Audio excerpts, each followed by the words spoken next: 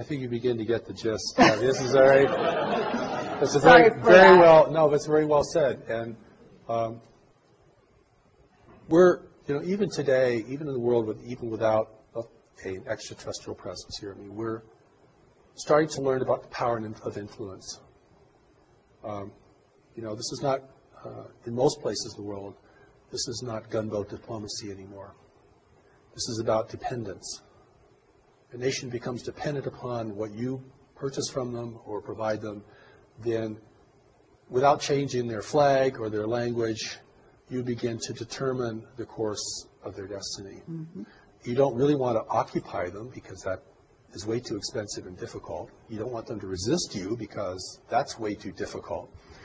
And this is beginning to give us a picture of how nations influence one another in a greater community where the level of sophistication is much, much higher and where the psychic abilities are much higher. So I always want to take this into a larger arena of life, and also I hope we have time to talk about what the connection is to our core spirituality, because we are in the world today for a purpose, each of us. We're here to be in a time of transition and danger in the world.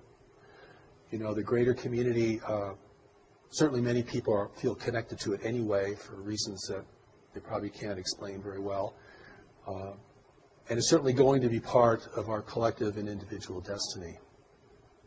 The fact that it's still, barred from the social discourse doesn't diminish the fact that it's essentially important to our future and to what kind of world we're going to have. But it's very muddy water. And even the truth has been so sullied.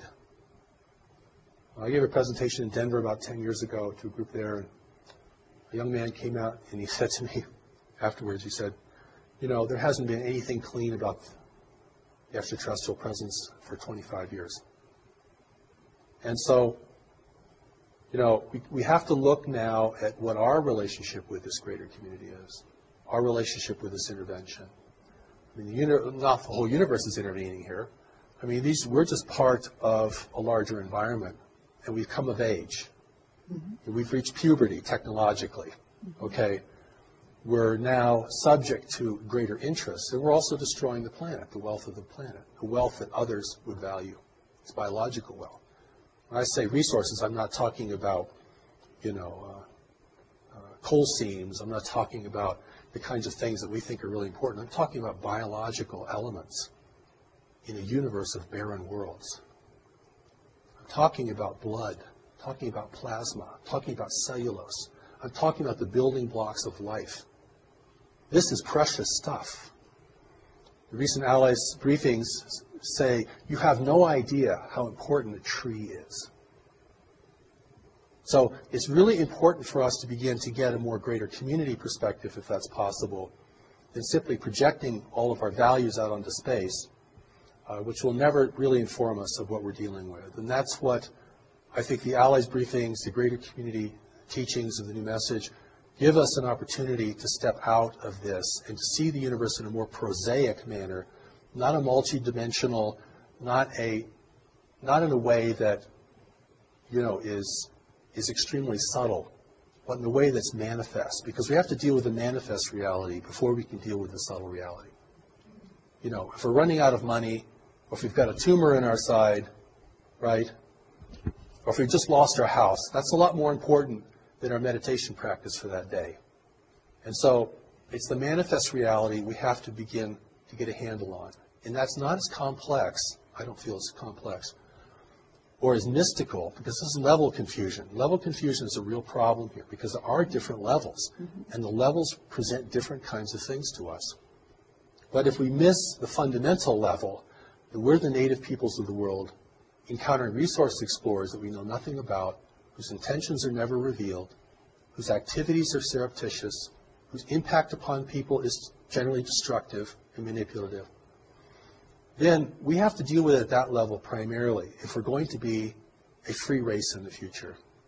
If we can't deal with it at that level, if we get lost in the dimensionality of this whole phenomenon, which is big, we're going to sell the world away or give it away. And we're going to do that. It won't be taken from us.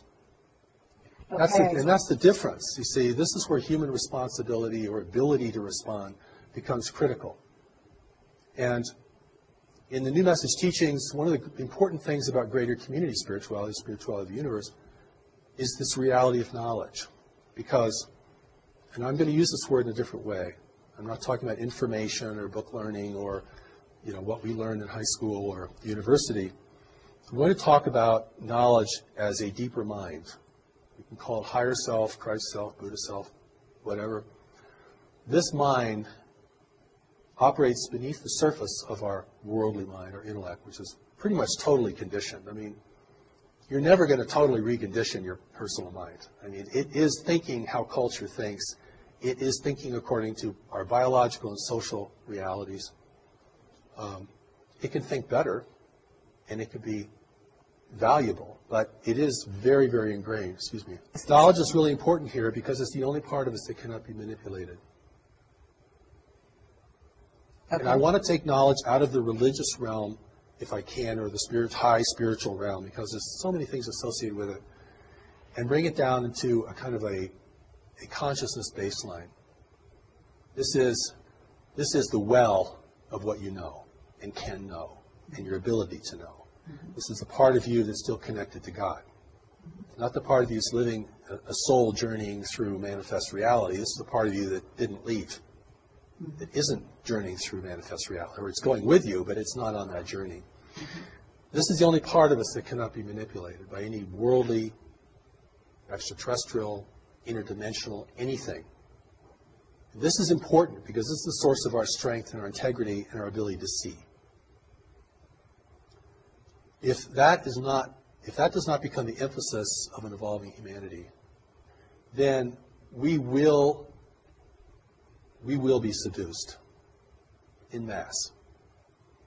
And we'll be seduced in a way we never thought we'd be seduced. And how we'll be seduced is being offered what we want, which is the most deceptive form of seduction there is. Beauty, wealth, and power is part of that, certainly. And we're very primed for it. I mean, as the world becomes more disorderly, as resource depletion continues, as nations become more fractious with one another, and we're entirely able to make our own war, by the way. You don't need any help from beyond to do that. We're very good at that. We've been doing that for a long time, and nobody has to teach us anything about that. But the wars that we become engaged with, particularly in larger powers, do have a purpose for the intervention.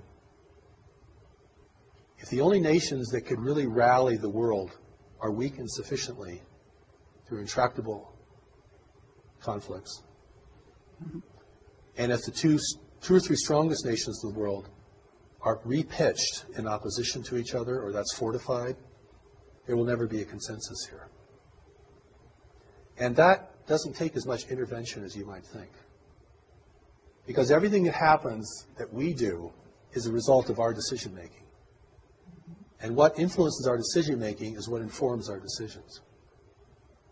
And this is where the power of knowledge becomes centrally important. And this is where our spirituality isn't just a wondrous place to be, or a place to escape into, or a coping mechanism for dealing with a harsh and incomprehensible world, but becomes the traction for really being powerful here, and insightful, and beyond persuasion. And this is the part of us, amongst other things we have to develop, that's very core to our success, in my view. The Allies briefings talk about this. The power of knowledge is the greatest power in the universe, and the intervention's not using it, or they wouldn't be here. At that level, you can see this clearly. This is not a mystery. I've gone to conferences that said, this is not a mystery. And I was like, what? Because keeping it a mystery is part of the deception. We're going to keep this so inexplicable, and we'll never get it, and it's magnificent. It keeps the adventure going. Like, this is an adventure in consciousness. Study these things. That's one line of thought. So when I've gone to speak to groups of people and presented the Allies briefings in as gentle and compassionate way I can, I mean, the resistance is tremendous, because it's like I'm taking people as a parade away from them. I'm taking their lollipop away from them. I'm depriving them of this really exciting thing that's going on and turning it into just another damn thing we have to deal with in life. And okay, at that moment I'm going to stop you so we can change tapes. I'd like to talk a little about God because God is a part of this. And we are spiritual beings with a spiritual origin and spiritual destiny.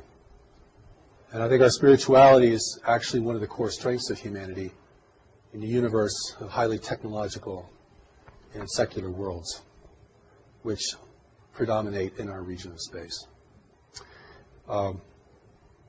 We do not need to look for other races to spiritually enlighten us. We actually have the materials to do that ourselves and have actually done fairly well in keeping the mystery alive here, where it's died in many, many other places. When I talk about God, I'm not talking about our various belief system in ultimate power. And of course, whenever the word God is mentioned, people run into all their dissonance about religion and all issues about religion and organized religion and so forth, except to say that the thing that is going to enable humanity to enter into this greater community as a free and self-determined race is going to have a lot to do with our spirituality. And I don't mean our spiritual belief or the subtleties of our spirituality. I'm talking about the part of us that is connected to it firmly and immutably. Because if that's the only part of us that cannot be manipulated by any worldly or otherworldly force, then that represents the source of our wisdom, our strength, and our unity with each other. Because in facing the intervention in the greater community, we are certainly facing an adversity that we're unaccustomed to and do not really know how to discern very well. And I don't think anyone in government really knows how to discern it either. I don't think there's a secret group that's got all the cards on the table. And they're being influenced as well. So it comes down to what people see and know and their responsibility within themselves and to others, because this is what enables the native race to rally and to begin to question, at least question at the outset, the meaning and the value of this. If we're hungry for technology from beyond the world, which is part of the inducement, it's liquor for the natives, for sure. If we want others to come and rescue us, that will be accommodated. If we want an overseer in the world that's non-human, that will be provided. But it's really, we have to grow up and become responsible. We're going to enter this greater community. You can't have a nation run by tribal conflict and warring nations. And so in adversity here is the opportunity. And the opportunity is the intervention and the breakdown of environmental stability in the world are the two things that can prompt humanity to unite in its own defense. It has to be that powerful to overcome our attitudes, our beliefs, our history between nations, the contention between religions, all the things that fracture us and are fracturing us further and further and further, most of which we're doing on our own. The intervention can step back and just let us degrade ourselves down. They'll help us do that in certain ways. But, I mean, we're doing a pretty good job, even if we didn't get any assistance. The opportunity here is really that humanity has to unite to be in the greater community. There are three requirements for freedom in the universe: self-sufficiency, unity, and discretion. Now, we're clearly losing our self-sufficiency at an alarming rate. And we're spending tomorrow's inheritance like there was no inheritance. We're selling our children out, frankly. We're going to use up everything as fast as possible, always thinking that the well will never go dry. And the world is going to reshape itself to assist us in that as we degrade the planet and change its natural balances, which have enabled the rise of human civilization. Those balances, if they become imbalances, can reverse that process. We have to become united, not that we're all clones of each other or we all live under one flag, but the cooperation is, united we survive the greater community, divided we fail to it, we fall to it, eventually. And the third is discretion. We're broadcasting out into space our wars, our foolishness, our comedies, our tragedies, everything. Discrete observer may never understand our nature, but they can certainly understand our tendencies and behavior. That will have to stop. Free nations do not broadcast, except to each other in ways that are very safely encoded. The price of freedom in the universe is unity, self-sufficiency, and discretion. If we require other nations to provide our core resources here, human freedom will be lost. I don't care what your political persuasion is, what country you come from, what your religious belief is, what inner voices you listen to. That's the name of the game. Okay. That's very interesting. I'm not sure, the last one, discretion, I would say discernment, but in a certain sense, I think you're using it as a more active verb. Yeah, that's right. I would include discernment in that, but certainly Right. discernment has to lead to discretion. Right. Yes. So it's sort of the outside, the last point of station before action or as part of action. But so what you're saying, though, is very interesting in the sense that, and I don't want to make light of it, but, the Ronald Reagan saying of, at some point that if we had a common enemy, that would, in theory, unite us. Mm-hmm. Now, I'm not sure that he meant it in quite the same way you do. Yes. Right. And I think that people listening to this who are skeptics and who may be less sort of willing to accept any of your message might sort of look at that statement in that way. So is there a way that you can address that in the sense that if you were talking to the people that sort of love to go off on that Ronald Reagan quote, Right. Yes. What would you say? Well, I first would say that people are terrified of human unity. I mean, I've spoken to conspiracy groups before, and, human unity is just a big flag. It's a red flag. When I talk about unity, I'm talking about responsible management of the planet and cessation of human conflict. Not just purely for moral or ethical reasons, but for really practical reasons. I mean, we're going to have to protect the arable land of the world. We're going to have to protect fresh water and renew fresh water. We're going to have to do all this stuff, or we are, we're not going to have a future, or not a desirable one, certainly. And that is part of the reason the intervention's here. The other part of the reason the intervention's here is we're at the threshold of becoming technologically powerful enough to discern it effectively and to communicate out into space that we don't want anyone messing with us. Stay away, please. We're not ready. We'll let you know when we're ready. That's why the real allies of humanity, or races that could become the allies of humanity, are not interfering in the world today because it's highly unethical for them to do that. Even if they wanted to help us grow and become peaceful and peace-loving, they would have to control us to do that. Or they would just send their wisdom, like in the allies briefing. They just send their wisdom. They're not sending, advisors down here to encourage us, persuade us. See what I'm saying? There's a big difference between sharing wisdom with somebody and beginning to control their life, or trying to control the life or the outcome. I don't consider the intervention to be evil. I think it's just self-interest in the universe. Mm-hmm. And we have things they need, and they really need them. So there's a lot of myths here that have to be blown up about, self-sufficiency and free energy, which is a total myth, by the way, by my view. I mean, there's no free lunch in the universe.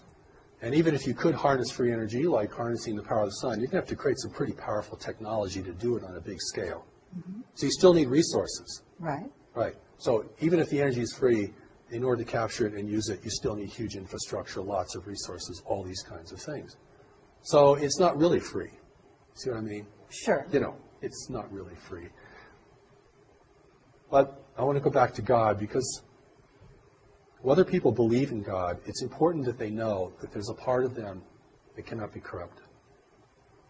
It has never been corrupted. And that there's a way that that part of them can speak to them and advise them.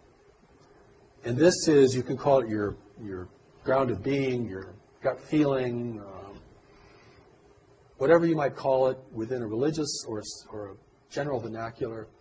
There's a part of us that has to advise us. You know. Well, or you could say to the intervention, can't you just see this for what it is? 50 years of UFO research, can't see it for what it is. Why is that? 50 years of UFO research, cannot see this. Oh, we know we're being visited, sure. We knew that 50 years ago. Haven't gotten any further, really. Got lots of sightings, got drawings, radar, and tons of speculation, and lots of kind of science, pseudoscience, all kinds. But can anyone say, what is this?